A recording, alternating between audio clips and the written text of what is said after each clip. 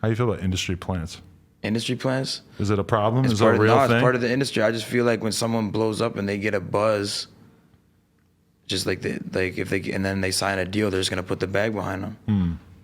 Nowadays, the labels are so on alert for talent that it's like it's easy to become an industry plant because chances are the label is gonna figure out you got talent before the fans just start blowing your songs up. You know? Yeah.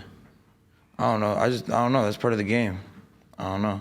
The labels like control a lot of shit. You know, it's hard to stay independent. So once you get that independent buzz, you're gonna end up signing a deal. Then if you got that buzz, they're just gonna blow you up. It's just so different. No one really like all that industry plant. Like I don't know. No one's really just like signing people and blowing them up and shit. I don't know. Right. Or like coming from literally nothing, signing and then making it all. I feel like there's a lot of failed industry plants out there. Like the labels are trying it all the time and it doesn't work very often. No, the problem right now is labels are signing shit too early. And then that's what the label does. They'll sign a kid too early for this little bag and then like expect you to do it. So then it's like a win for them. Yeah. You know? And if it's a loss, it's whatever. One of the other 20 kids will make it and make the money back. Right. And it's just such a different mentality than it was a couple of years ago, because a couple of years ago, somebody like X or Pump or whatever who had like little bidding wars going on for their services, it's like they would have got signed so fucking early because they wouldn't have really been able to sort of like develop privately without at some point somebody being on top of that shit, you know? No, that's some real shit though. They would have figured it out. I did want to ask about Fefe before we wrap. How the hell did that song come about? That's a huge song with like such a weird history to it now at this point. Yeah, that's just I made the beat in LA in my kitchen, on my kitchen table. And I thought it was like an anthem for Drake. I sent it to Drake. Got no response. I was like, all right. And then fuck you. Nah, and then I went to I went to New York, and we were in New York, and like one of the guys I was with in New York was like, yo, like you should do something with 6ix9ine. And I wasn't like really like a fan of his music, but they're like, yo, let's do it. I'm like, all right, I'll just do it. Just fuck it, have him pull up, whatever. Like, you know what I'm saying? Like, it'll definitely be like an experience. Like, I don't know what the fuck's gonna happen. And then he pulled up, and then that was one of the beats that he was fucking with. We made Fefe that night. And then Nicki really fucks with me, so then she somehow got on it. Like, I don't know, she really fucks with me, so she felt like I was co-signing 6ix9ine, so then she got on the record, and that shit went huge. That's crazy because everybody was so surprised to see her working with 6ix9ine, but you were kind of the in there. Yeah. That's interesting. Yeah. And then it became Nicki really fucks with me. Shout out to Nicki. Like one of her biggest songs in years. Huge fucking massive song. Probably one of your biggest songs too, for sure, right? 100%. That's crazy. That must have been That a song wild was ride. huge. No one expected that song to be that big. Yeah. That shit went crazy. But see, 6ix9ine, the way he was promoting songs on Instagram and shit, like with little snippets, and then like, cause like you gotta understand, when you're an artist and you post a snippet, even like with 123, like when you post a snippet of a song and the snippet goes viral, you're making the song a hit before it comes out. Then when the song comes out, it's like boom, it's just like a hit, you know? Yeah. People are waiting for it. There's been times where I've seen people mistime it, like hype a snippet up too much, and then by the time the song comes out, nobody cares.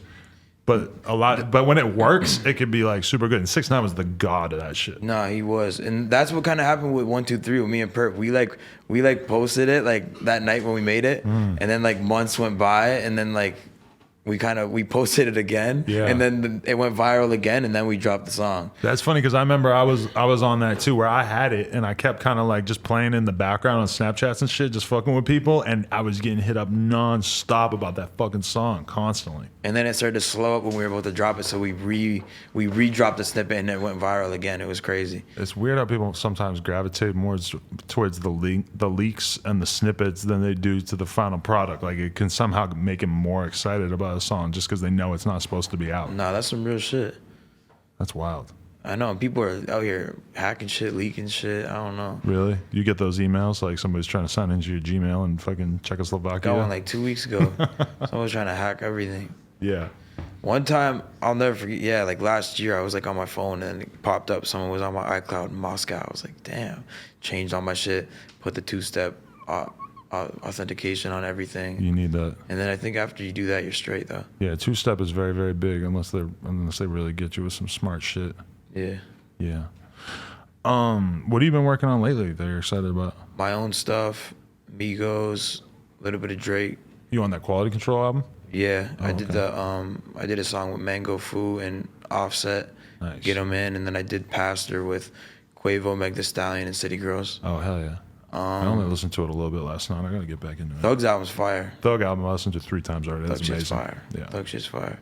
Working on a lot of stuff. I don't know. It's like a lot of different shit. All like the typical rap stuff.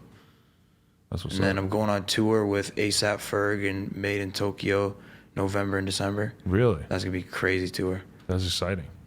What do you like? You as a person, what do you feel like you're getting out of going on tour as opposed to just being at home working on music? Like, do you just yearn for like actually getting out there and traveling, or is it straight up like a business decision, or how's that work in your mind? Well, you know what I'm saying? Like, I don't know, just being in the crib all the time, you get comfortable too, right? You sit there, you just get lazy and shit. So it's good to just be on the road, get back into that vibe, and then just being in front of people, building my brand. You know what I'm saying? You gain fans every show. Definitely. And those are like, you're gonna gain some diehard fans that are gonna buy your music and really support you, you know? Yeah. So, and then making music on the road. Oh, you do get like, to you know what I'm studio, saying? Me yeah. and Ferg probably gonna make a whole album like before tour on the road, and then me and Tokyo gonna make some shit too. You record on the bus? Yeah, make beats on the bus and shit. You don't ever get studio space while you're on the road, or does that happen sometimes? It's not really. much traveling? It's rare. Yeah, if you get a couple days off, maybe, but it's just like city to city. Yeah. You know. Dude, you don't want to get on the Juice WRLD program where he's gotten so used to just fucking recording all night and then catching the jet in the morning because he's like he'll just get so into the session recording and then he's like, fuck it, we'll just take the jet. I did one session with Juice WRLD like a week before he signed his deal, and we did like 14 songs in one session. Sounds about right. Crazy. Insane. I mean, they call him an industry plant. I don't know. I feel like he just had a buzz. He buzzed and then he signed and then he had a big song. And what are you gonna do? You're gonna put the money behind the song. Like, Yeah. The problem is just that the fans found out that Juice WRLD was fire at the same exact time that all the labels did. So it's like he already had songs that were blowing up, but they were like 50, 100,000 plays or some shit. I found out about Juice WRLD when he dropped the All Girls Are the Same video. Oh yeah, that was with Cole Bennett. That was when it was When official. Like, he dropped it's going that shit, I down. was like, damn, it's just fire. Yeah. Like, damn, all girls really are the same. The day I met Juice WRLD, like he leaves and then Cole Bennett came and we were hanging out and I just said, I'm like, yo, you heard Juice WRLD? He's like, oh yeah, I'm about to do his first video. I'm like, it's over. It's going down. I feel that. As soon as you get a Cole video and a No Jumper interview, to be honest, it doesn't mean it's a sure thing. It just means that if it's gonna happen, it's probably gonna happen now.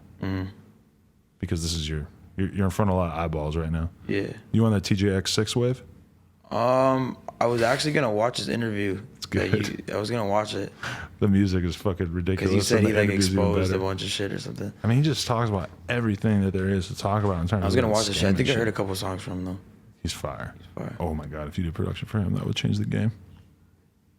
Hey, Just an idea. stay tuned. Beats on the way. Yo, I appreciate you coming through.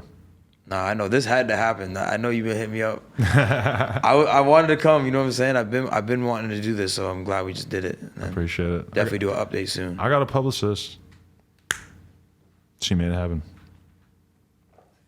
There we go. I've been we go. DMing this motherfucker for like I months know. and months, and then all of a sudden I told her, I'm like, yo, give me. Not Murda that I Beatz, wasn't gonna boom. come. I was just, Yeah, you gotta wait for I the would right probably time. hit you up today. I appreciate it. Because the other time that you came here, remember we went paintballing together with Perp? The other time, like the time that you came here and started making a beat here. Oh, the laser tag shit. Oh, laser tag. That's what. Yeah, I would remember if I got hit with paintballs. That's what I was thinking too. I didn't get hit with a paintball that day. That was weird. There's that funny ass I beat photo it. of me, you, and Perp, and we're all wearing the I laser beat gear everyone shit. in laser tag. I killed everyone that day too. Did I you? remember that. I remember that shit being so confusing. I thought it was gonna be totally different. You just have like a score at the end. People are just standing in place, just like racking up on you and shit. I'm like, what the fuck is this? That shit was fun though. Yeah, it was cool. All right, man. I appreciate you coming through. Yeah, man. Thank you for having me. It's big for Canada too. Shout out Huge to for all Canada. our Canadians. Huge for Canada. It's Huge. a big one. It's a big, big one. country with not a Big lot of one. people, but we love you all. I fuck with Canada. You know what I'm saying? It's Me too. Love it. real shit. That's what we it's got. at. All like we got most of the best producers. I'd say. Beautiful girls. And we got some beautiful women, and we got some talented artists. We just got a lot of talent. Kush. It's our water. I know you don't want it, but they got some good Kush out there It's too. the water in the ocean. There it Or is. not the ocean, the lake. The lakes as well. I'm too used to being around oceans now, baby. You know what I'm saying? You changed, bro. You definitely changed. You changed for sure. Change for the better, though. People ever say that to you, though? You changed. Like, duh. But it's like, you don't change those. The way people treat you, they change. Right. Because they look at you differently. Yeah. So whenever someone says you change, then no, fuck you, you changed. But also, it's just, we just changed. It's like, you know, Yeah, you know, I used to be happy eating the shitty-ass food. I'm always growing, getting better personally and shit. Yeah. Always. I used to think that going to fucking Fridays was a nice meal. I changed. I just figured out that wasn't a good meal anymore. No offense to Fridays if anyone works out there or whatever. Nah, real shit. My manager, my mom, my girl, my boys, anyone's gonna always push me to become a better person, you know? That's what I always do. Yeah. When you lose that, that's when because a shit lot get of people in the complicated. industry, bro, you be seeing people, they don't give a fuck. They'll just run you to the ground and just like, you know what I'm saying? You could have been doing something a little different that could help your whole career. Because literally in this game, one thing can fuck up everything. Mm-hmm. You know what I'm saying? One thing can make everyone just not want to fuck with you. Yeah. Ban you like Gucci. That's like a good point. You know what I'm saying? They tried to ban him. Tried to ban Russ too. Russ. Tried to ban Russ for a long time. You can't stop Russ. Hey, shout out to Russ though, real shit. He makes some fire music. Russ is He's selling out crazy shows and shit. Russ is more proof that anybody can do it. Than me? No, just that anybody can do it. Like he just fucking made it in a way where he like had almost no like industry support, like barely any like media fucking. And with he's him got and like shit. a real deal fan base too and shit. It's Yeah, crazy. Exactly. That's the one thing that people don't realize. Like being like what I do. I make like the music we make and shit. Like we listen to, or like critique. Yeah. Or, I listen to it. Yeah. Wait, you think I don't listen to rap No, music? but I go look at- home and listen so, to the like, Beatles. The music we make, like we're like in like this like bubble of like only really like knowing this and caring about this music. But like, bro, there's like I just did some music with like this Japanese group called Bad Hop. Like they're like the biggest like rap group coming up in Japan. Like Really? in Japan, there's like crazy demographic with even more musicians and people and fans and stuff. Like we got to touch all that shit. We can't just be national trying to get fans in LA and in America and in Canada. We need to go everywhere. There's a lot. I was just in England for a couple weeks. There's so many good ass English rappers that are The fire. UK rappers are amazing. They're all fire. One of these days, it's gonna break through out here. It's gonna be like the girl rappers where there was just always like Nicki Minaj, and she was like the queen I feel like of the it. next superstar rapper is gonna be from the UK. It could totally happen. Real shit. It's gonna be crazy, scary. Like superstar, like a Drake level or something. It's definitely gonna be like a UK rapper. I could see it. They're so talented over there, you know. That's so true. And like the UK and Canada is like very like similar in a lot of ways. Because once they would let one through, like one UK dude, like there's gonna be a whole rush. Skepta's fire. Skepta is so fucking good. He's super talented, makes his own beats and shit. Like he's super fire. Gigs, like everybody, Section Boys. I feel like we're gonna end up looking back on Skepta and gigs and shit and be like they were too early for what might be coming in terms of like UK rap 100%. really kind of conquering. 100%. Because Skepta But they paved is the way so then. good. So you know what I'm saying? It won't be too early. They paved the way. Yeah, they're living good.